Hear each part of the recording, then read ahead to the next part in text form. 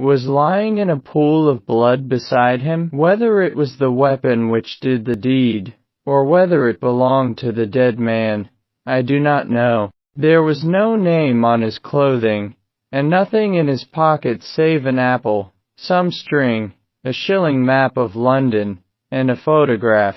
Here it is. It was evidently taken by a snapshot from a small camera. It represented an alert, sharp-featured simian man with thick eyebrows, and a very peculiar projection of the lower part of the face like the muzzle of a baboon. "And what became of the bust?" asked Holmes. "After a careful study of this picture, we had news of it just before you came. It has been found in the front garden of an empty house in Campden House Road. It was broken into fragments. I am going round now to see it. Will you come?" "Certainly. I must just take one look round." He examined the carpet and the window. The fellow had either very long legs, or was a most active man, said he, with an area beneath. It was no mean feat to reach that window ledge and open that window. Getting back was comparatively simple. "Are you coming with us to see the remains of your bust, Mr. Harker?" The disconsolate journalist had seated himself at a writing table.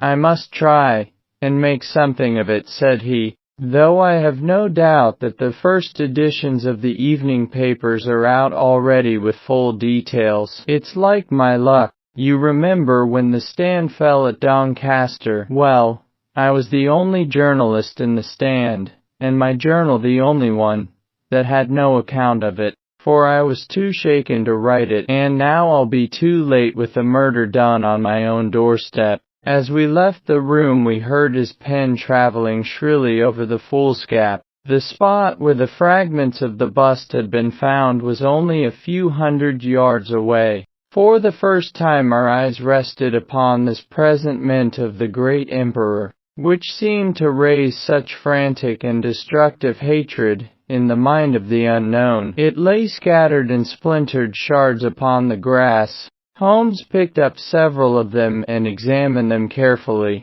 I was convinced from his intent face and his purposeful manner that at last he was upon a clue. "Well?" asked Lestrade. Holmes shrugged his shoulders. "We have a long way to go yet," said he. And yet, well, we have some suggestive facts to act upon. The possession of this trifling bust was,